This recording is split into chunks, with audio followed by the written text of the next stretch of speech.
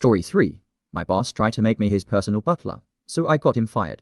I 22 male used to work at a marketing agency where the office culture was supposed to be professional and collaborative. But then there was Steve 32M, my boss, who embodied the exact opposite. He was the kind of person who thrived on power and control, and I found myself becoming the unwilling victim of his delusions of grandeur. Every day felt like I was living in a sitcom, only I was the punchline, and it was getting old fast.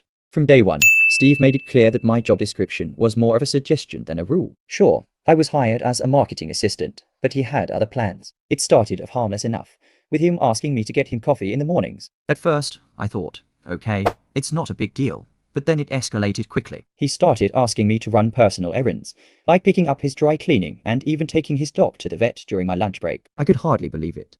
None of this was in my contract.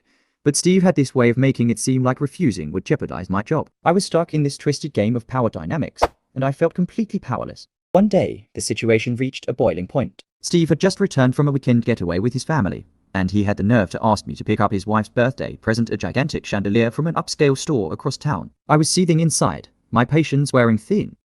One day, the situation reached a boiling point. Steve had just returned from a weekend getaway with his family, and he had the nerve to ask me to pick up his wife's birthday present, a gigantic chandelier from an upscale store across town. I was seething inside, my patience wearing thin.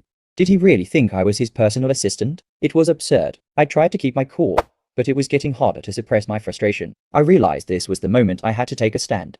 Instead of complying, I went to the store, but instead of picking up that chandelier, I pulled out my phone and called HR. I explained everything that had been happening, but at first, they didn't seem to care. They brushed it off like it was just a minor inconvenience. I felt defeated, but I wasn't going to let this slide. Steve had crossed the line, and I was done being his errand boy, determined to take action. I decided to gather evidence of Steve's outrageous behavior. I started combing through my emails and texts, documenting each ridiculous request he'd made. The more I collected, the angrier I became. I spent hours organizing everything into a neat little file, detailing each instance where he'd abused his power. I felt like a detective building a case, and I was ready to bring him down. A week later, the company had scheduled a massive meeting that included upper management and all the employees. I saw this as my chance. While everyone was preoccupied with the presentations, I managed to accidentally send the entire file to the whole office. It was a risky move, but I felt a rush of adrenaline as I clicked send.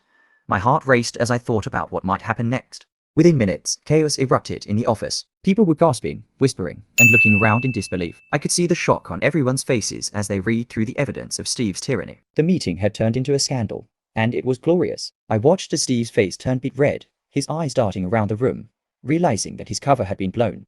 It didn't take long for the higher-ups to act. They called Steve into a meeting, and I could only imagine the conversation that was happening behind those closed doors. The tension in the air was palpable, and I felt a sense of vindication wash over me. After what felt like an eternity, Steve was escorted out of the building within 2 days. I couldn't help but feel a mix of satisfaction and disbelief. It was like watching the villain of a movie get their comeuppance. Although I ended up losing my job a few months later due to budget cuts, I can honestly say that witnessing Steve's downfall was worth it. It felt like justice had been served, and I had finally stood up for myself after enduring so much nonsense. I didn't regret my actions for a second. I had taken my power back, and the memory of seeing Steve's shocked expression as he was shown the door would always make me smile.